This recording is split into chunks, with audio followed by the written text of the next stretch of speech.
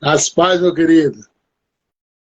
Meu pastor, hoje foi uma aventura, porque tive aconselhamento à tarde, e aí já vim correndo para a igreja, aí já voltei para o culto que teve hoje, quinta-feira, dia de culto, 7h30.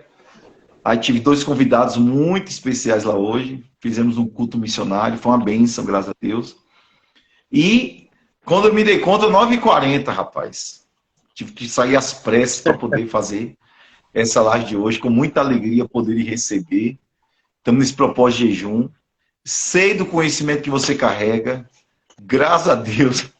É isso aí, pastor Alexandre. Uma Pastor honra estar Alexandre, aqui com multifacetado. vocês. É isso aí. E lhe admiro, o senhor sabe disso. Já lhe falei que eu preciso sentar os seus pés, igual Paulo sentava os pés de Gamaliel. Eu estou falando sério. Eu Oh, preciso, Jesus, me ajuda. eu preciso aprender um pouco contigo, moço. Eu já falei isso diante dele. Ela não sabe. Falei, oh, meu Deus, pastor, já tivesse um tempinho para me ensinar umas coisas, rapaz. Estou precisando aprender umas coisas novas. Dá sorte Mas que é sério mesmo. você diferenciar piada de coisa séria, meu. Aí, tá vendo? Falando coisa séria, Oh, rapaz. Jesus. Gente, o pastor Geisiel está aqui comigo hoje, é pastor da igreja Palavra Viva, né? Palavra Palavra verdadeira. Viva. Oh, meu Deus. Ô, vergonha. Paguei um mico grande aqui agora. Palavra verdadeira. Palavra, que é viva também, mas lá é palavra verdadeira. E o pastor Geisiel, ele faz um trabalho extraordinário de ensinamento da palavra. Tem um instituto também que é Palavra Verdadeira. Faz comentários de revistas de escolas bíblicas dominicais e outros assuntos acadêmicos também no campo teológico. A esposa dele, a irmã Daniela, a pastora Daniela, também tem formação em áreas bem interessantes, de áreas humanas também, de atendimento, mentoreamento. Então, para a gente é uma honra poder receber e saber que é um assunto que para ti flui tranquilamente, não só pelo conhecimento que tem, mas também pelas experiências que você tem com o Espírito Santo. Então, para a gente é muito bom lhe receber nessa live de hoje aqui sobre o enchimento do Espírito Santo, falando sobre o campo do jejum. Então, fique à vontade para se apresentar. Falei um pouquinho aí, mas fique à vontade. Passa o endereço da igreja também, vai que alguém Tá queira bem lá conhecer, apresentado, né? tá tudo certo. Amém, pastorzão, desde já inicio agradecendo pelo convite. É uma honra estar aqui, né, juntamente com o senhor, diante dessa turma tão bonita aí que foi escolhida, né? Quando eu vi os outros convidados, eu falei, meu Deus, não vou dizer que sou o menor da casa de Jessé, não, porque eu bato muito nessa tecla, eu falo que todo mundo quer ser o menor da casa de Jessé, porque o menor virou rei. Então tem que achar outra família, né, para a gente tentar ser o menor. Mas eu louvo a Deus pela oportunidade, né, de estar aqui juntos e especialmente participar desse projeto, desse propósito de jejum, que é tão especial e tão necessário nesses dias, né, para que a igreja possa voltar ao lugar secreto, voltar a ter esse encontro com Deus, esse encontro com a presença, né, Aleluia. que se perdeu tanto nos últimos anos. Né? A igreja Isso. perdeu muito a igreja foi muito para o palco e ela perdeu muito do lugar secreto. A gente se tornou uma igreja mais midiática, uma igreja mais pública, né, ao tempo que perdeu a intimidade. Isso é um risco, um perigo para a igreja moderna Isso. e que ela tem vivido isso no dia a dia. Maravilha. Vou assinar aqui para o pastor Anderson Macedo, que é um teólogo muito conhecido.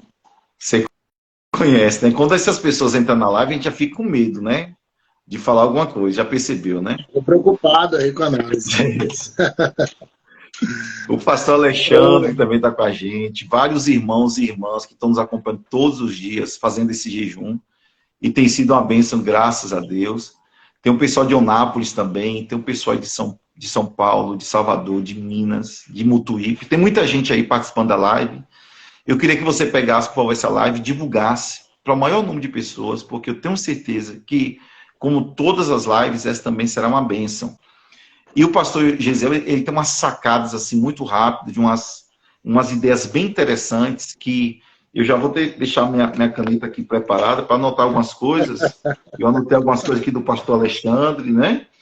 Eu anotei umas coisas do apóstolo Walter, então a gente tem que anotar umas coisas bem legais aqui para a gente aprender. Meu Deus, que forte.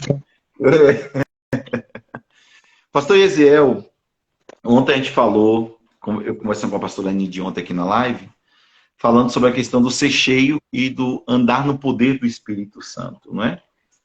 Hoje, graças a Deus, ao que nos parece, está acontecendo esse despertamento, ainda que pareça ser embrionário ou ainda um pouco raso no que diz respeito a algo mais coletivo, mas está acontecendo aos poucos esse despertamento, e um despertamento até, eu diria, voltando às Escrituras Sagradas. Lógico que em alguns seminários a gente ainda não tem aquele fluxo tão grande de pessoas procurando aprender, buscar, mas é uma busca muito grande por literatura ultimamente. Lógico que é algo que a gente tem que ter cuidado, né? Porque, como a gente sabe, a fome às vezes pode nos levar a querer comer qualquer coisa. Então, ter cuidado com alguns desses da mídia, do YouTube, que às vezes tem umas coisas meio atravessadas, e se não tiver um pouco de conhecimento, acaba achando que aquilo é verdade. Mas como você vê esse cenário agora, gostei muito quando você disse assim, a igreja ela ficou muito no palco e deixou o lugar secreto. Qual é a sua leitura para esse tempo do Espírito Santo, da igreja, nesse sentido, por favor? Eu conversava hoje com um irmão e estava falando sobre isso. A pandemia ela trouxe a necessidade de as igrejas irem para o online, né? Então, toda igreja, independente da mensagem que ela carrega, independente do que ela tenha a passar, ela passou a transmitir seus cultos. E nesse período pós-pandemia, essas plataformas online das igrejas, elas permaneceram, elas continuam em ação, elas continuam ativas. Sim. E isso colocou muitas vozes na internet, né? Foi algo bom, porque a igreja passou a ser mais conhecida, mas ao mesmo tempo também, aquele ponto falho do evangelho, daquela igreja que vive um evangelho que não é o da palavra, que está ali por meios escusos, por motivos terríveis, essa igreja ela também ganhou voz. E ela tem ganhado muita notoriedade também. De modo que, quando a gente abre a internet hoje, você entra no Instagram ou em qualquer rede social, a gente percebe que os vídeos desses... não sei se posso chamar de falso profeta, porque muitos não é nem proposital. Mas eles se destacam muito mais... profetas, vamos dizer. Pseudo-profetas. Pronto, fica de um modo mais ético. Eles ganharam muito mais notoriedade do que o evangelho verdadeiro. Então, a gente tem muitas vozes falando, e as vozes que carregam a palavra de Deus, elas estão sendo sufocadas. Eu acho que a gente está entrando nesse período dos espinhos, porque a gente sempre individualizou muito a parábola da semente, mas se a gente olhar para o período que a gente está vivendo nesses dias, a gente percebe que isso pode se tratar de um modo coletivo também, porque a palavra verdadeira, não é o nome da igreja, mas a mensagem verdadeira, né, ficou trocadilho, a mensagem verdadeira, ela ficou sufocada pelo excesso de mensagens, em sua maioria, sem contexto algum bíblico, sem princípio bíblico nenhum, e, como eu disse, essa igreja correu para um palco, a maioria deles sem lugar secreto, sem intimidade, sem vida com Deus, sem conhecimento bíblico, e está todo mundo apresentando seu material. Então, virou uma espécie de disputa na internet, né? De todo mundo querendo apresentar alguma coisa, falar alguma coisa, mesmo que na maioria às vezes não tenha nem o que falar. Então isso é muito perigoso, pastor. Eu vejo um cenário positivo para a igreja voltar para um evangelho simples, puro e de verdade, bíblico, e ao mesmo tempo um tempo perigoso porque a igreja tem seguido muitos evangelhos, né? A gente poderia usar a carta aos Gálatas para dizer, olha, se até um anjo viesse pregar um evangelho diferente, deveria ser anátema, né? Mas a igreja tem seguido seus ídolos, seus artistas, seus pastores, que na verdade são youtubers, que gravam seus vídeos no púlpito, né? Maioria de autoajuda ou de outras técnicas de coach ou de outras áreas, mas que têm fugido muito do princípio bíblico. Então, assim, eu vejo a dificuldade de nós pastores de trazer a igreja de volta para uma base bíblica, uma base de oração, uma base de jejum, uma base de maturidade. Efésios 4 ali diz que a função dos 5 evangelhos descritos no versículo 11 e versículo 12 diz que é justamente para que a igreja ela ganhe maturidade e ela não seja mais levada por qualquer vento de doutrina. Agora, aplicar essa maturidade à igreja tem sido difícil. Especialmente porque o senhor encerra um culto, o senhor traz uma palavra fantástica, bíblica profunda, mas a sua ovelha ela vai chegar em casa e assim como ela está assistindo essa live, tem centenas de outras agora que ela vai assistir, que ela vai ouvir e a mente dela vira um turbilhão. Então, como eu disse, são muitas vozes. São muitas vozes. E a gente precisa encontrar aquela voz que está mais perto da Bíblia e não mais perto da casa para poder a gente correr de volta, né, para esse lugar com Cristo, que eu acho que a igreja está precisando nesses dias. E essa busca, então, pastor Isel, do Espírito, né, tratar mais essa questão do indivíduo com o Espírito Santo, essa constância, que eu acredito, o pastor Alexandre falou uma coisa interessante, da constância e da permanência. Mas, assim, a gente está vivendo um tempo assim, tão desenfreado, tanto, a palavra de hoje é correria. Para manter isso, biblicamente falando, como o Espírito Santo tem se comportado nesse sentido e como a igreja tem respondido a essa ação do Espírito Santo, que a todo tempo precisa e quer estar conosco nesse momento de comunhão. É uma busca, né, pastor? A gente está vivendo um cenário de um evangelho que busca coisas. É o nosso cenário. Os nossos pais na fé, eles, com todos os erros teológicos que a igreja tinha, mas eles serviam um evangelho em que serviam a Jesus por Jesus e não por bens. Eles não se importavam de serem simples, de serem pobres, ainda que não estamos aqui defendendo uma teologia de pobreza, não é esse o caso, mas a gente passou a negociar a nossa fé com o próprio Deus, baseado em algumas coisas que a gente quer. Eu gosto de citar o chamado de Davi para Mefibosete, quando ele traz Mefibosete de Lodebar, e tem um detalhe ali que chama muito minha atenção. O Davi, ele traz o Mefibosete e ele lança um convite para o Mefibosete, dizendo, olha, você vai comer na minha mesa, você vai estar à minha mesa, todos os dias você vai almoçar da minha comida, na minha mesa, no meu palácio, enfim. Mefibosete não precisaria se preocupar com comida dali para frente, porque ele ia comer à mesa com o Davi. Só que na sequência, pastor, há um detalhe que ele passa despercebido. O Davi, ele chama o Ziba, que é um antigo servo da casa de Saul, ele coloca o Ziba de novo servindo o Mefibosete, e ele vai dar uma ordem a Ziba que ela é bem estranha ao contexto do que Davi acabou de dizer a Mefibosete, porque ele está dizendo a Mefibosete, você vai comer a minha mesa, você vai comer da minha comida, você vai... enfim, você vai se alimentar comigo. Então ele chama o Ziba e fala, Ziba, você vai trabalhar com o Mefibosete, e todos os dias você vai fazer um banquete na casa do Mefibosete.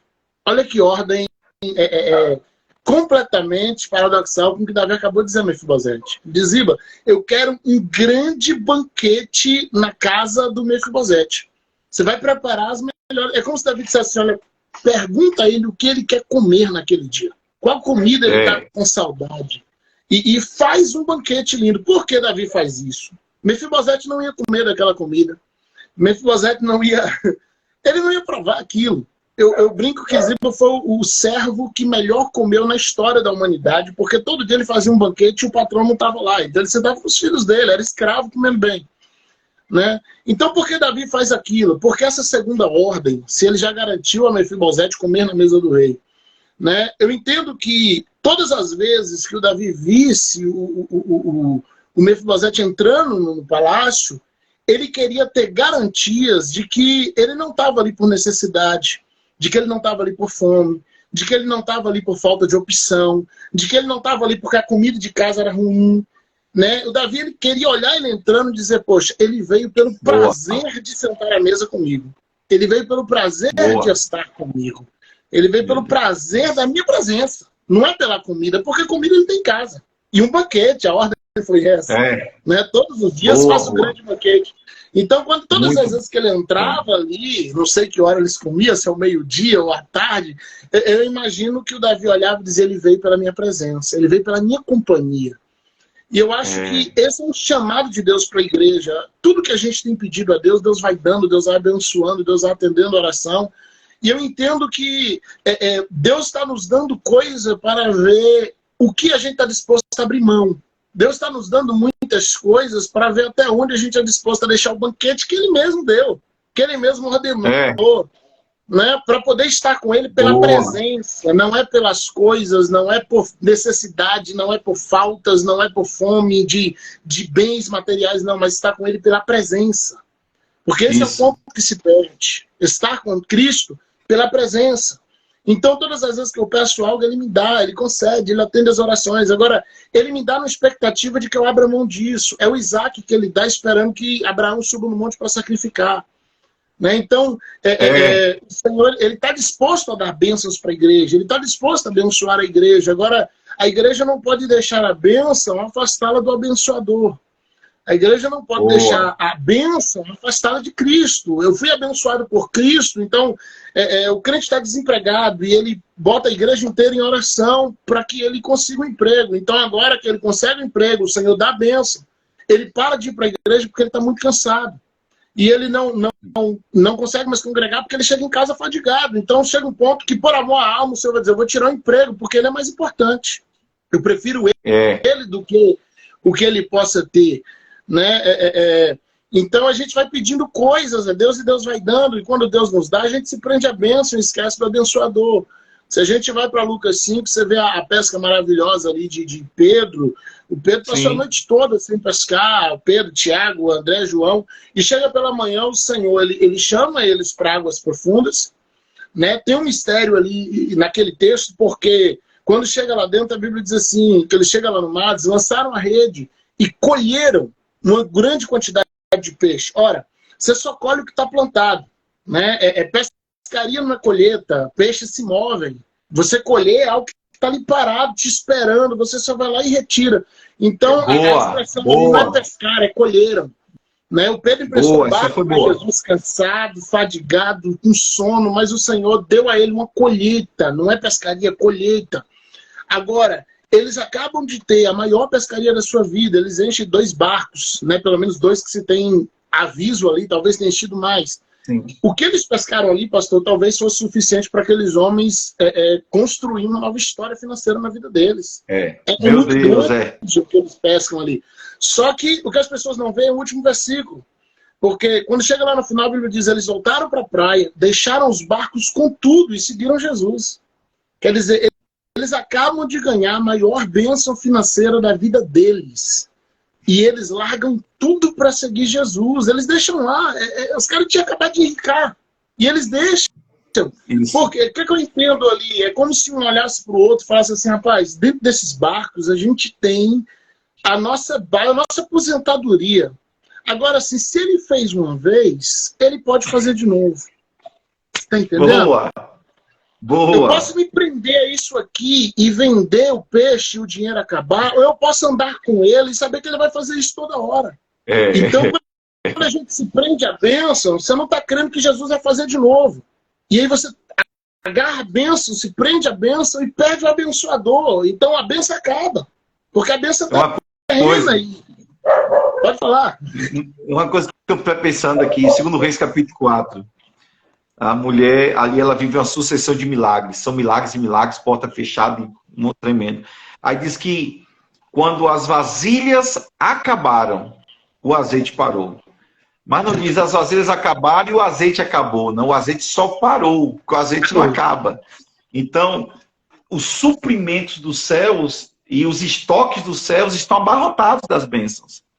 Até que tem que se condicionar a isso. Mas aí tem um coração.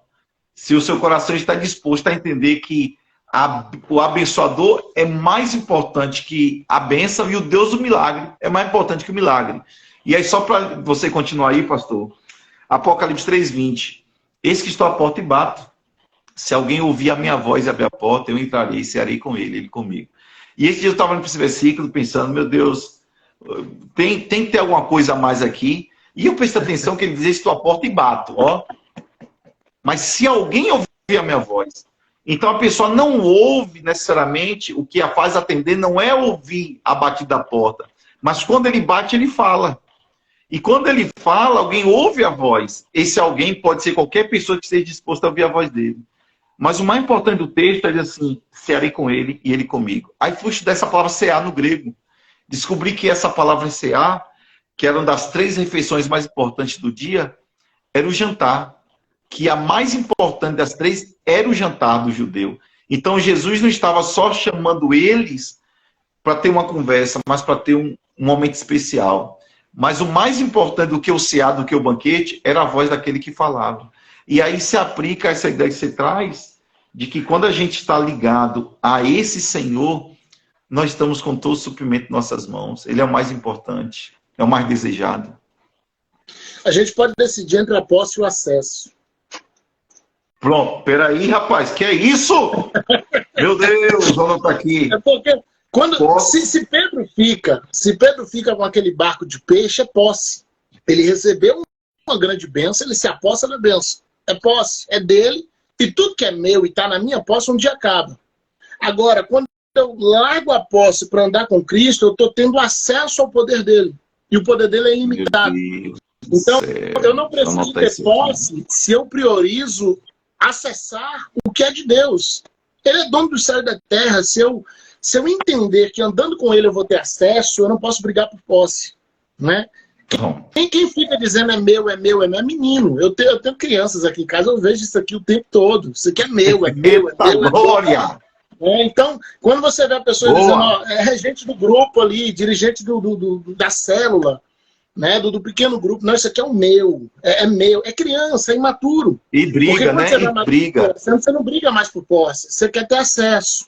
Né? O filho, à medida que ele vai crescendo, ele vai parando de brigar por posse e ele vai querendo acessar aquilo que já pertence ao pai. Então ele agora já não briga mais, é a minha bicicleta. Ele vai dizer pro pai, pai, deixa eu dirigir seu carro. Você entende? É isso. Ele está trocando a posse pelo acesso. O carro ainda é do pai, mas se o pai emprestar sempre para ele, está tudo certo.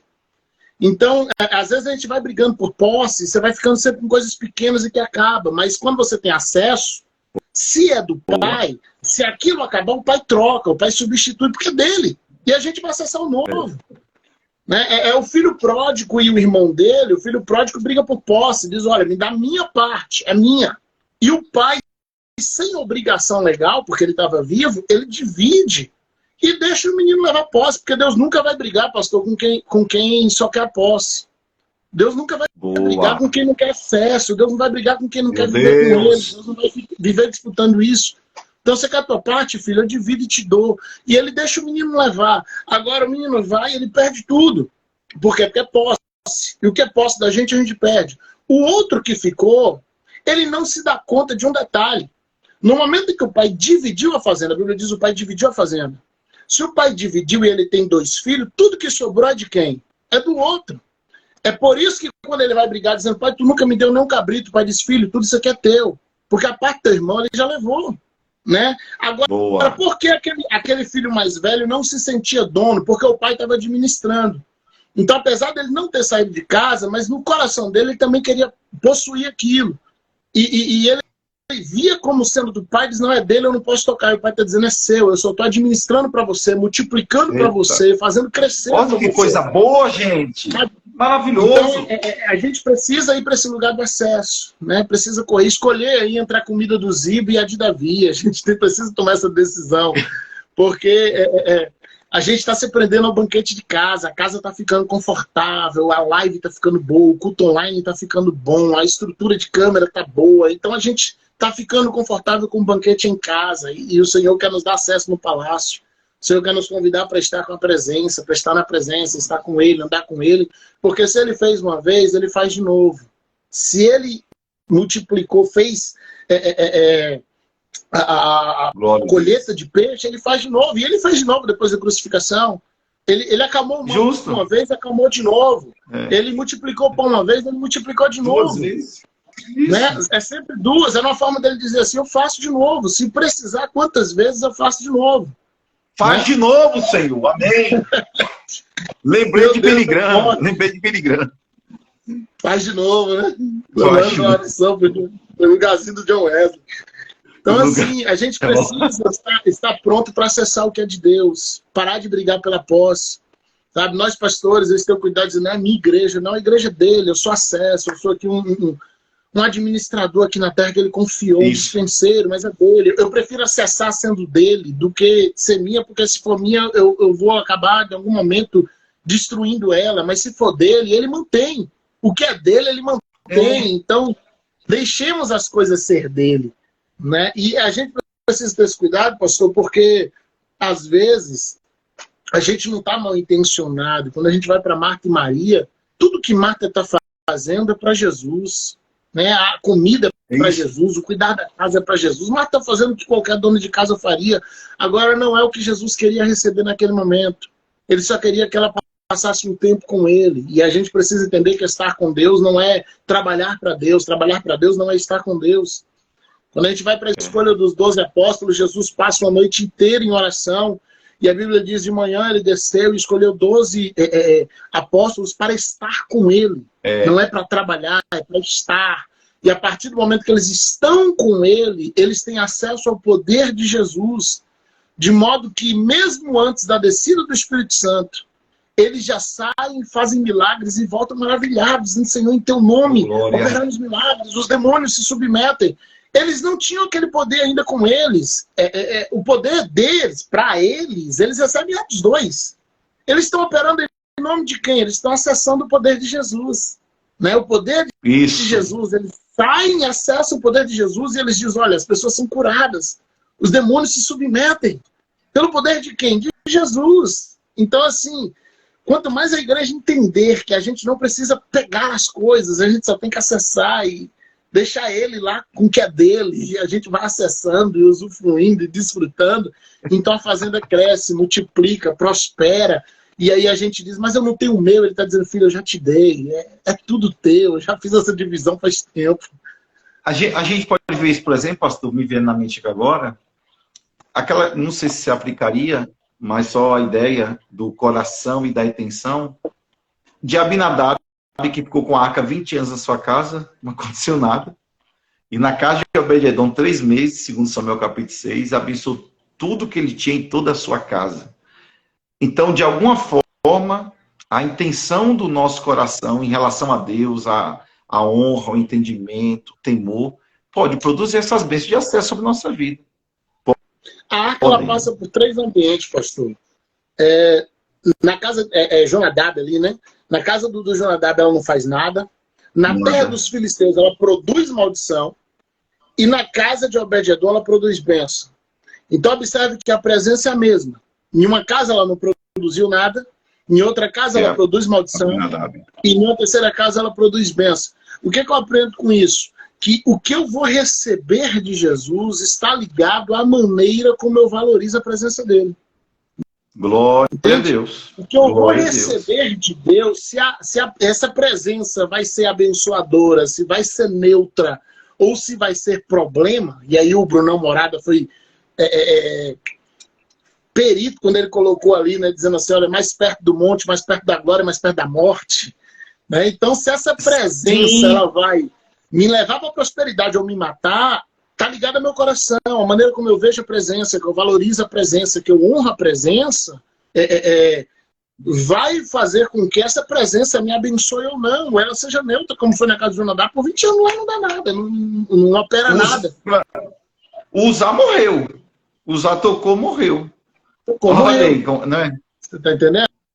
Aí a mesma arca que o Uzá tocou e morreu, vai para uma tenda no pátio do Davi, e lá as pessoas se jogavam diante dela e não acontecia nada. Essa arca teve presa no Santo dos Santos por tantos anos, tantos séculos. Ela vai agora para uma tenda simples, que Davi prepara ali no palácio, e essa arca fica acessível a todo mundo e ela não mata ninguém. O que muda? A valorização da presença.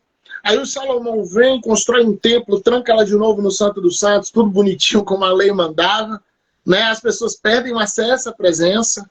Aí o Senhor chega lá na frente com esse templo destruído e a gente espera que o Senhor sinta saudade do templo suntuoso. Ele usa Amós, lá na frente vai usar, acho que Estevão vai falar novamente, e diz, eu estou com saudade da tenda do Davi. Amós cita, Amós cita e Tiago cita. Sim. Tiago, em Atos. No concílio de Jerusalém. E é interessante, porque o que você está citando, às vezes, eu gosto muito do Morada e de algumas coisas da Garcia, meu Deus, esqueci o nome dela, que era do Ministério Zoe. Esqueci o nome dela agora. Tamires Garcia. E o morada, vocês estão bem, mais perto da morte, mais perto da glória, porque um passo em falso em relação à sua atitude em relação a Deus poderia levar tanto para a glória quanto para a morte. Ele estava no núcleo da glória de Deus. O camarada estava num lugar perigosíssimo, vamos dizer assim. E o que a gente cita agora, por exemplo, dessa tenda, que Davi tem, essa tenda separada na casa dele, no seu palácio, era justamente a tenda que não tinha todos os objetos de ouro do antigo templo, tabernáculo de Moisés, e não leva para lá. Ele só tem uma tenda simples mesmo. Não e tem que o divisória? Salmo 20 não tem divisória, será aberta ao léu. E o Salmo 27,4, que Davi escreve, até o pastor Alexandre citou, ele fala: uma coisa pedi ao Senhor e a buscarei, que possa morar na casa do Senhor todos os dias da minha vida, para contemplar a formosura do Senhor e aprender no seu tempo. Essa coisa que ele busca aqui, esse templo, esse lugar da busca, era justamente essa tenda, que é o que a Tamis Garcia, ela canta. Oh, meu Deus, eu sou ruim para lembrar de música, meu Deus. Para carregar a tua glória, eu preciso estar coberto de sangue, sacrifício que fiz pelo caminho. Não, ela fala assim, do simples, eu sou ruim, desculpa, gente, mas que ela fala...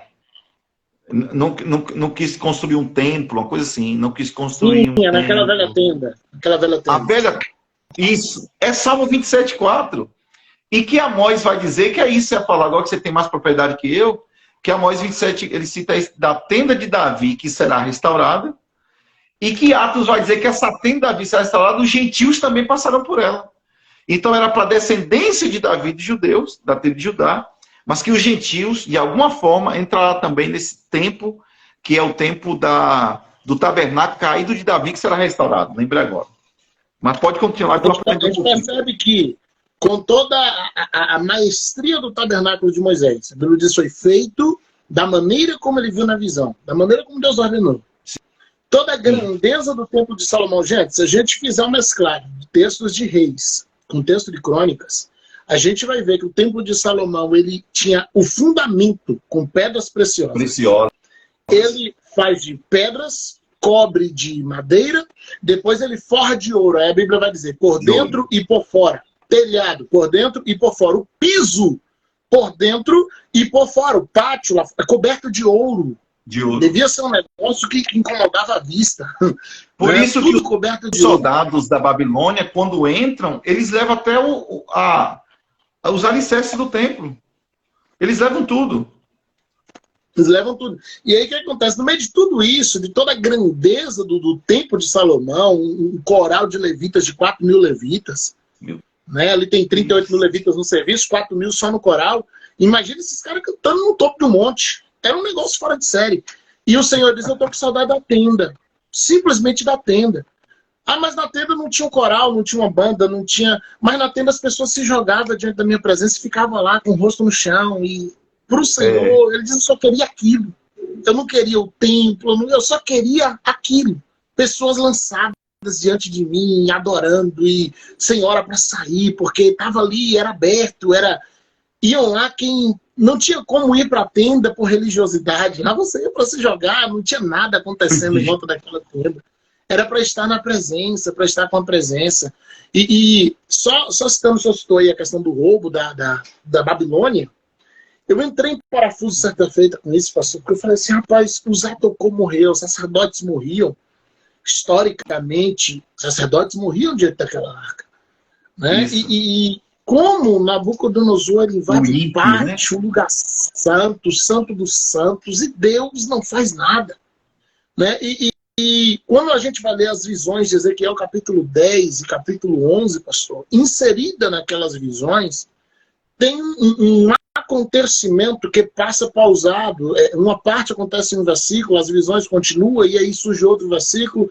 Tá, entre aqueles dois capítulos vai ter cerca de 4 ou 5 versículos ali que eles estão fora de contexto, no contexto do capítulo, mas que quando a gente junta eles, você percebe que eles se juntam, eles formam uma história que está... como se tivesse recortes, né?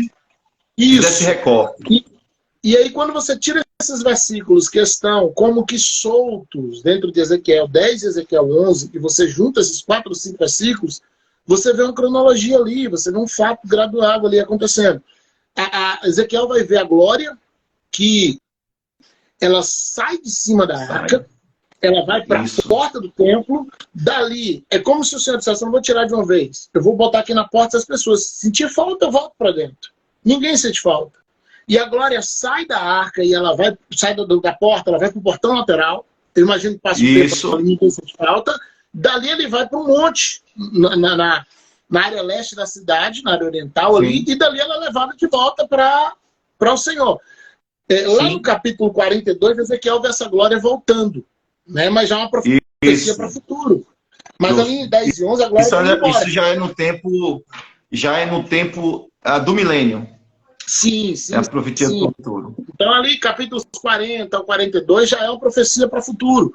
Mas o cenário dos dias dele, porque Ezequiel também entra nesse dilema de por que Deus permitiu, os escritos dele mostram isso. Ele nesse dilema de por que Deus permitiu, Deus não puniu Nabucodonosor.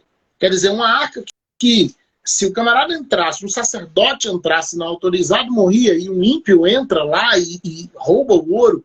Só não acontece nada. Não acontece nada, Deus não faz nada. Então, assim, quando a gente volta para os capítulos 10 e 11, a gente vê que Deus tirou a glória. A presença foi tirada. Agora, olha que interessante. A arca, ela continuou tendo o mesmo valor monetário. A arca, ela continuou tendo o mesmo respeito da população. Ela continuou sendo venerada. Ela continuou sendo admirada. Ela continuou sendo seguida. Ela continuou... Para todo mundo estava igual, exceto um detalhe. Ela perdeu a presença. Pronto. E quando ela perde a presença, o inimigo entra, toca, desmancha e rouba. E a gente traz isso para os nossos dias. E a gente começa a se perguntar, se colocando numa posição daquela arca, se não há em nosso meio muita gente que chegou uma fama por causa da presença, por causa dos dons, por causa do ministério, do que Deus deu, por causa da intimidade. Só que ao longo do tempo, pastor, muitas dessas arcas perderam a presença. Muitas dessas arcas perderam intimidade. Muitas dessas arcas perderam a vida com Deus. E essas pessoas agora elas têm o mesmo valor monetário, o cachê dela é igual, a admiração é igual, o fã-clube dela só aumenta, a admiração é igual, o respeito de todo mundo é igual, exceto por um detalhe, elas perderam a presença. E por perder a presença, elas agora estão vulneráveis a todo tipo de ataque do diabo. Porque o que protege a arca é a presença, não é a segurança do templo. Aquele templo nunca precisaria de segurança. Porque quem entrasse ali, Deus matava. A gente tem os filhos de Arão morrendo porque entrou fogo estranho. E não foi nem diante da arca, eles vão montar necessário. Não, fogo estranho. E Deus fulminou. Então, assim, a arca não precisava de proteção humana. Ela tinha proteção de Deus. Enquanto ela esteve debaixo da presença, ela teve o cuidado de Deus, a proteção de Deus. Deus operava por meio dela. Quando ela perde a presença, ela é só uma caixa de ouro. Valiosa financeiramente, valiosa na terra, mas sem valor para o céu. Então, assim, a gente precisa ter o cuidado quanto ministros para não cair no patamar de caixa de ouro. Porque enquanto a gente tem presença é arca, mas sem presença é só uma caixa de ouro. Custa muito. Mas boa frase. Excelente. É isso. São caixinhas de ouros por aí sendo admirada, mas sem a presença, sem a unção. Eu estava ouvindo, eu trouxe Reuel aqui, Reuel, que vocês devem conhecer o pastor Reuel, que toca lá para Luiz Hermínio, mas ele tem um ministério muito lindo, ele não é o tocador Luiz Hermínio, ele tem um ministério à parte, não é? Sim. E Reuel disse algo interessante. Lógico que você também pensa assim, eu também penso, Deus dá estrutura, Deus prepara tudo, ele faz tudo de excelência, mas é o que você já falou, presentes, foi o que o apóstolo Walter falou, presente sem a presença não adianta nada. Mas vou falar uma coisa, hoje você vê músicas que duram 2 meses. Você tem músicas hoje que duram 3 meses. Aí eu estava na reunião de pastores agora, segunda, pastor Iseu. Aí tá lá cantando, ele é exaltado, o rei. Eu falei, ué. Aí depois cantou, grande é o Senhor e muito digno. Olha, depois eu falei, meu Deus, Jesus em tua presença. Outra aqui, da harpa cristã. Porque ele vive, posso crer no amanhã. Você canta, já sente unção, rapaz. Gerado na presença. Então, tudo que é gerado na presença permanece. Eu ouvi uma frase do pastor, muito abençoado, falou assim, tudo o que Deus promove, ele sustenta. Porque o avivamento nunca vai nos promover. O avivamento sempre vai promover o nome dele. No dia que nos promover, a glória sai. Mas e aí, quando a glória sai... É posse e acesso, pastor. Justo. É posse e acesso. Aquilo que é meu, eu tenho que sustentar. E em algum momento isso acaba. Mas quando eu só acesso o que é dele, o que muda dessa geração para uma geração anterior? Eram homens que, quando ia compor um hino, virava noites de oração, de jejum, como alguns pregadores fazem, ia ler Bíblia para tentar fazer um hino dentro de um parâmetro de vontade de Deus. A nossa geração está comprando músicas de autores descrentes, que são apenas uns caras inteligentes. Então, assim, é um cara muito inteligente, que sabe fazer uma letra bonita, e o crente vai lá, compra, joga na mídia e estoura. Agora, o que eu faço, eu tenho que sustentar. Se é Deus que está fazendo, ele sustenta, mas se sou eu que estou fazendo... Glória a Deus. Gamaliel, acho que é o próprio Gamaliel que fala a respeito do fugiu da mente. Atos 4. Misturando duas situações Atos dele 4. e de Nicodemos. Se essa obra é de Deus, ninguém vai poder parar. Então eu misturei com uma outra fala de Nicodemos lá atrás. Mas é Gamaliel que fala isso. Fala, se a obra é de Deus, quanto mais a gente tentar, vai crescer. Agora, se é do homem, só deixa. Ela acaba sozinha. Você está entendendo? Justo. Aqui não é uma fala de sabedoria. Tudo que o homem faz por conta própria, ele tem que sustentar. E em algum momento, ele vai cansar. Em algum momento. Isso. Porque se sou eu que estou fazendo, eu vou ter que fazer uma coisa nova amanhã, e outra nova amanhã, e outra nova amanhã. E aí a hora que eu vou começar a imitar o mundo para poder trazer uma novidade para a igreja, porque eu não tenho mais o que ver. Mas se Deus está fazendo... Porque se você já não tem a fonte, Salmo 87:7. As minhas fontes estão em ti, ó Deus. Então, ele é a minha fonte. Se eu não tenho mais fonte, que é o que Jeremias fala, vocês deixaram a fonte de águas vivas para buscar cisternas rotas. Então, a cisterna rota, que é água represada, um dia acaba. Mas a fonte jorra. Água nova, água viva, coisas novas. Oh, que presença, meu Deus. Pega a história de Abraão. Abraão, ele sai da terra dele, ele para em Gerar. O Senhor diz para ele, olha, vou te levar para uma terra que manda leite e mel. Abraão chega lá, tem seca, né? Tudo seco. O povo está fugindo para o Egito. E o que ele faz? Ele vai junto. Ele diz, o Senhor mandou eu vir para aqui. O povo está fugindo daqui, eu vou ficar aqui para quê? Eu vou junto. Aí ele vai para o Egito. Ele quase perde a família dele. Por um tempo ele ainda perde a esposa. Depois ele recupera junto. Vem uma serva que lá na frente vai ser a mãe do Ismael, que até hoje gera dor de cabeça por Israel. Então, assim, Abraão ele arruma uma série de complicações por aquela viagem. E quando ele volta, Gerar ainda está seco. Não choveu, Gerar não prosperou quando ele retorna. Está seco. Gerar. Você está entendendo? E aí, o que acontece? Ele agora vai, ao invés de tentar ter posse, porque ele vai para o Egito tentando resolver do jeito dele. Ele vai para o Egito tentando fazer acontecer. Só que quando ele volta, ainda está seco, ele tem que depender de Deus. E quando ele depende de Deus, Deus direciona ele e ele começa a cavar poços. E agora ele começa a prosperar numa terra de seca. Ele começa a crescer numa terra de fome. Né? De modo que ele se torna mais próspero dali.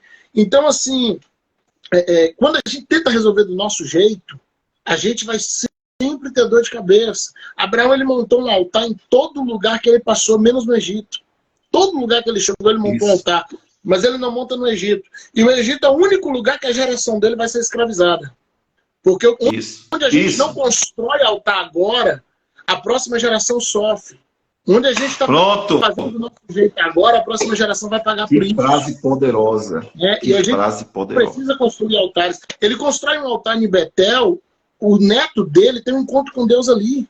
Lá na frente, o próprio Jacó vai mudar para El Betel. A história de Israel começa a ser construída ali. Então, assim, onde Abraão está construindo altares, quando ele constrói um altar em Gerar, o Isaac prospera em Gerar. Mas ele não construiu um altar no Egito, porque no Egito ele foi por conta própria. Ele não vai direcionar. E lá Israel é escravizado. 80 anos depois, inclusive, desse momento, Isaac, ele vai passar pela mesma fome que Abraão passou, 80 anos depois. E ele é tentado a seguir o mesmo caminho do pai. Mas aí Deus disse, não desças ao Egito, fica onde tu estás, porque eu serei contigo. E aí eu aprendi uma coisa interessante, da bênção geracional e da bênção geográfica. A bênção geográfica só parte de mim, mas a bênção geracional parte de Deus. Deus falou, Aí não é mudar de lugar, é mudar de atitude. Fica onde você está. E olha que interessante, na terra seca, o camarada produziu 100 vezes mais um ano. Não é 100%, é 100 vezes mais. E o texto diz ainda que ele lançou a semente. Aí eu aprendo uma coisa que é interessante, pastor. Essa live está falando, mas vai ter que acabar aqui para deixar o povo com gostinho de quero mais. Eu aprendi uma coisa, nunca falta semente em tempo de crise quando você está no lugar que Deus quer que você esteja. Nunca vai faltar semente. Eu não sei de onde apareceu semente, mas no tempo de crise seca, tinha semente na mão de Isaac. Porque, repito, tudo que Deus promove, ele sustenta. Se você está no lugar que Deus quer que você esteja, a semente não vai faltar. É essa a diferença, né? Quando a pessoa ela sai e faz algo por conta própria, isso foi Deus que mandou. E é justamente esse fruto que vai testificar, né? Se Deus realmente deu aquela ordem ou não, se aquilo foi uma direção de Deus ou não. Né? Então é esse fruto, é esse resultado. E eu não falo do resultado promovido pelo homem, porque o resultado promovido pelo homem ele cansa. Ele tem data de validade. Né? Você estava lembrando alguns hinos aí. Você botar aí Osés de Paula, Koinonia, Altos Louvores. São aquelas primeiras grupulogos. São os hinos desse pessoal, todos viraram corinhos que atravessou geração. Entende? Isso. A harpa cristã foi reformulada aí com quase 200 hinos a mais, que é hinos dessa turma. E virou corinhos, patrimônio cultural da igreja brasileira. Então, assim, o que mudou são hinos gerados na presença. Foram tempos em que as coisas eram buscadas na presença e iam chorar, iam clamar a Deus antes de apresentar algo ao público. E isso tem faltado. Eu comecei aqui a live falando disso, tem faltado isso nesses dias. A igreja tem estado preocupada com a performance, a igreja tem estado preocupada com o palco, a igreja tem estado preocupada em ganhar like, né, ganhar seguidores. E isso não pode ser a prioridade, isso pode até ser resultado, mas não pode ser prioridade. Né? Pode ser uma consequência feliz, amém, mas não pode ser o alvo da busca. Né? E a igreja tem estado preocupada com isso, de gerar seguidores, likes, ser conhecida no mundo todo, e às vezes ali dentro as pessoas não estão alimentadas. Eu ouvi uma frase há alguns dias que eu guardei muito: a gente não pode confundir comida que enche com comida que nutre. Tem comida que enche a barriga, mas não nutre. Pelo contrário, faz até mal. Gente, para quem não sabe, falando que tem mais frase em conquista é pastor Gisiel. Então tem muita comida aí, pastor, que está enchendo barriga. Então é como todo dia de manhã, o senhor bater um prato de farofa, aí, de feijão, de feijoada, vai te encher. Agora, se não te nutre, aquilo dali a algumas horas vai te fazer mal, vai te trazer doenças. Então, assim, o fato da comida estar enchendo não quer dizer que está nutrindo. Ah, mas é porque lá o culto dura 3 horas, porque a gente sai de lá e foi tanta coisa liberada, sim, encheu, mas às vezes não nutriu. E o que vai sustentar é a nutrição, o que vai sustentar é as proteínas. E nessa base, ninguém vai ganhar do feijão com arroz, ou do arroz com feijão, né? Eu sou do arroz com feijão. Pastor Jeremias, você conhece, da Sexta Igreja Presbiteriana em Belo Horizonte, sim. Pastor Jeremias. Ele falou uma coisa interessante, que é Hernandes Dias Lopes, são amicíssimos, né? Mas ele falou assim: agora vocês só querem ver Hernandes Dias Lopes. Aí o que acontece? Quando vocês adoecerem, vocês chamam Hernandes Dias Lopes para orar por vocês. Quando vocês morrerem, vocês chamam Hernandes Dias Lopes para fazer o funeral de vocês. E nada contra o reverendo Hernandes, que é uma referência para a gente. Mas o que eu estou dizendo, em que sentido? Hoje, a pessoa acha que aquele camarada que não tem nem vida com Deus, que está ali, numa live, que liberou uma coisa, não, é verdade o que ele está falando. E você que está ali acompanhando todo dia, e leva uma coisa, e vai outra, e cuida, a pessoa não consegue entender que é algo pessoal, necessário, andar junto, ser nutrido, acompanhado, mas essa, infelizmente, cruzada dos desigrejados estão sendo alimentados por pessoas que não têm, sinceramente, alguns eu sei quem é, inclusive, não tem vida com Deus, não tem compromisso com a palavra e nem com a igreja de Deus. Lembra da morte do Absalão? Eu não vou lembrar os nomes dos mensageiros agora. Sua memória aí vai ser melhor que a minha. E aí o Joabe chama um e fala assim, olha, vai lá e avisa ao Davi o que aconteceu e tal. E aí o outro se apresenta e diz, não, deixa eu ir, deixa eu ir, deixa eu ir. De tanto insistência, o Joabe autoriza, ele corre. E aí ele passa do primeiro, ele chega na frente e o Davi fala assim, o que aconteceu? Correndo! Ele foi uma maratona! E aí chega o que aconteceu? Ele diz, eu não sei, eu vi um alvoroço. Então, assim, é muita gente querendo pregar uma mensagem que ele não carrega. É muita gente querendo ensinar um ensinamento que ele não aprendeu. Querendo passar a ideia de uma intimidade que ele não tem. Passar uma vida com Deus que ele não tem. E isso é um problema, porque nem sempre o crente simples consegue diferenciar o que é uma personagem do que é um pregador verdadeiro, alguém que tem vida com Deus. Tem gente aí que é ótimos atores, eles conseguem fazer suas personagens atuar de maneira incrível, isso em cima do altar. E muitas vezes a igreja não consegue diferenciar, ela simplesmente aceita e diz, olha, tá tudo certo, é bênção, falou comigo. E se você tentar alertar a igreja, diz, olha, tá tocando ungido, é ciúme, é inveja, porque o ministério dele tá crescendo mais. Não, meu pastor está com inveja, com medo de me perder, porque está tentando me prender, e às vezes não, aquilo, já se fala isso há anos, né? Acerca do pasto de Deus, ela não é limite, ela é uma proteção, ela não é uma prisão, é só uma forma de te proteger. Mas a igreja não entende isso. Jesus, ele fala algo, o pastor diz o seguinte, e aí a gente precisa contextualizar primeiro, porque naquela época, os pastores, eles costumavam fazer com que as ovelhas se identificassem com o chamado deles. Quando a gente vê o Davi tocando harpa no pasto, aquilo não é aleatório. Era uma forma dele fazer as ovelhas se identificar com ele. E todo pastor tinha um chamado. Um tocava trombeta, um tinha um toque diferente. Porque quando eles viajavam, eles paravam nas pousadas, eles iam lá buscando pasto, então chegava à noite. Então ele ia para a pousada.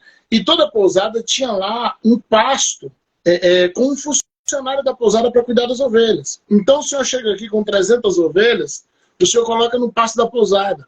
Eu chego na sequência com 100 e coloco no mesmo pasto. Chega depois, quando o senhor já está dormindo, chega outro com 50 e vai para o mesmo pasto. Então o pasto que você colocou 300, de manhã tem 2.000 ovelhas. E como resolver isso? Como ninguém roubar de ninguém? Como o funcionário da pousada fazia? O senhor senta-se próximo à porteira, faz o seu chamado, e quem é sua ovelha te segue, porque ela conhece o chamado. Então, Davi tocava a harpa. E aí, Jesus se comparando ao pastor, ele vai dizer assim, as minhas ovelhas conhecem minha voz. Quando alguém diz, olha, se você é pastor de ovelha, como é que você chama? Você toca alguma coisa? Você tem um cântico? Tem alguma coisa? Ele diz, não, elas só conhecem minha voz. Eu as chamo, vou e elas me seguem. Jesus está dizendo, eu não uso de nenhum artifício. Eu chego na porta e digo, estou indo, quem for meu, vem. Vai ter 10.000 lá, mas aquelas 50 que era dele, segue, porque conhece a voz. Ele não usava artifícios, era apenas a voz. Aí alguém fala assim, mas você não tem medo de alguma ovelha? Um dia você falou assim, ó, se alguém não conhece minha voz, não é minha ovelha. É ovelha. Pronto. Ah, mas chegou de manhã, de noite aqui tinha 300, o senhor chamou de manhã, só veio 200. Ele diz, essas 100 nunca foram minhas, porque se elas fossem minhas, elas conheceriam minha voz. E aí é um perigo, porque se a igreja não está discernindo quando é Cristo falando e quando não é, então ela não é ovelha de Cristo. Não. Se a igreja ainda se confunde com vozes, ela não é ovelha de Cristo, porque Jesus diz, a minha ovelha conhece minha voz. Eu não vou fazer uma pirotecnia, eu não vou tocar uma música, eu não vou soltar fogos, eu não vou tocar uma trombeta, eu vou apenas chamar. Quem é meu, conhece a voz. Então, assim, há um perigo da igreja que não conhece a voz de Cristo, pastor, e essa é a nossa geração. Eu comecei falando, levantou-se muitas vozes no pós-pandemia. A questão é, essas vozes que agora a igreja está seguindo, será que essa igreja consegue discernir qual é a voz de Cristo e qual que não é? Todo mundo está dizendo, o Senhor mandou falar, o Senhor mandou dizer. Agora é a hora das ovelhas se manifestarem. Romanos 8, a criação está gemendo, esperando que os filhos se manifestem para libertar a criatura. Pronto. Ali você tem a natureza esperando a igreja se manifestar para salvar os ímpios. É a criação gemendo, esperando a manifestação dos filhos para salvar a criatura. Né? Então, a igreja verdadeira precisa manifestar agora. A igreja conhece a voz de Deus. Mas se essa igreja... mas é porque passou alguém aqui antes e imitou sua voz e 100 das suas ovelhas seguiram. Elas nunca foram suas. Né? A voz de Jesus é inconfundível. Inconfundível. E aí o seguinte, pastor, para finalizar, vai ficar um gostinho de quero mais, eu tenho certeza que eles vão reclamar. Os nossos que estão nos acompanhando. Mas, por esse motivo, que a gente também tem que começar a entrar nesse campo de Instagram, de YouTube, para pelo menos ser como é que eu falo, meu Deus? Ser luzeiros de Deus, referências, faróis de Deus para aqueles que estão confusos. Porque, por exemplo, uma live dessa de hoje, tão poderosa, quantas pessoas foram edificadas? Quantas pessoas entenderam o que é o verdadeiro evangelho? E os outros que vieram, que já vieram, os que ainda virão. Então, a gente também não pode ser relapso de não usufruir, não entrar nesse território midiático para a gente alcançar essas vidas. Porque a gente, por exemplo, hoje tá tendo uma indústria bilionária trabalhando para acabar com a família, com os jovens, com os adolescentes. E a igreja precisa fazer alguma coisa para os adolescentes. A igreja precisa fazer alguma coisa para as crianças, para os jovens. Está parecendo cada coisa horrenda de concentrações de crianças para assistir homens seminus, com questões de apologia da homossexualidade. Meu Deus, tá coisa absurda. A igreja precisa criar a parte artística, a parte cultural, a parte da educação, criar ferramentas e subsídios para que a gente traga uma resposta favorável ao nosso povo. Assim de novo, irmã Soraya, vou salvar essa live de hoje. Deus abençoe que não dê problema. Vou salvar. Essa live está impactante. Pastor Gesiel, muito obrigado. Muito obrigado. Quero lhe agradecer de todo o coração. E queria deixar para o senhor dar as suas considerações finais. E orar por nós, se possível, por favor. Agradeço a honra do convite. Estou sempre à disposição aqui, sempre que precisar, né, para a gente poder estar tendo esse bate-papo, como o senhor disse, né, um tempo que tanta gente tem se levantado para o errado, a gente precisa se levantar para transmitir o certo. E que as verdadeiras ovelhas, elas reconheçam e consigam separar o certo do errado, a voz de Cristo das outras vozes, né, e buscar aquilo que realmente alimenta, aquilo que realmente sustenta, não apenas o que enche, mas o que sustenta e nutre, porque diz que a igreja tem precisado nesses dias e a gente precisa buscar. Né? Vamos orar então, agradecer a Deus nessa oportunidade. Pai, eu te louvo nessa oportunidade tão grande que o Senhor nos deu de estarmos aqui. Muito obrigado, Jesus, porque até aqui o Senhor tem nos sustentado. Obrigado pelo discernimento que o Senhor tem nos dado para nos ajudar a diferenciar o falso do verdadeiro, aquilo que vem do céu, daquilo que é produzido na terra e muitas vezes até no inferno, Pai. Nós te louvamos, Deus, e que esse discernimento nunca falte à tua igreja, que essa maturidade alcance toda a tua igreja, Pai. Nós oramos por um tempo de maturidade na igreja brasileira. Nós oramos por um tempo em que a igreja esteja sensível para ouvir o bater da porta, Pai. Aleluia. Porque o Senhor não quer apenas estar na porta, na sala, o Senhor quer ir para a cozinha, ceiar conosco. Aleluia. E o Senhor é mais ousado ainda em Mateus 5, quando diz que quer terminar essa noite no quarto de portas fechadas, no ambiente mais íntimo que tem no nosso ser, no ambiente mais íntimo que tem na nossa casa, Pai. Nós te louvamos porque em um tempo que a tua igreja tem fugido de ti, o Senhor tem insistido em procurar verdadeiros adoradores que te adoram em espírito e em verdade, que o Senhor encontre nesses dias verdadeiros adoradores sedentos por ti dentro da igreja brasileira. Nós clamamos e abençoamos a nossa cidade, Vitória da Conquista, em nome de Jesus. Deus abençoe, obrigado, de verdade. Eu que agradeço. Agradeço de todo o coração por esse momento. Foi muito abençoador, muito abençoador. Aos que estão aqui, Deus abençoe vocês. Amanhã estaremos às 22 horas. Pastor Gisele, que Deus abençoe sua casa, sua família. Pastor Daniel, os meninos. A Igreja Palavra Verdadeira. Amanhã nos encontraremos aqui às 22 horas. Meu Deus, irmãos, que live poderosa. Amanhã, se eu não estou enganado, a pastora Patrícia vai estar com a gente amanhã aqui. E vai ser uma bênção em nome de Jesus. Muito obrigado. Boa noite para vocês. Vou salvar a live agora. Deus abençoe.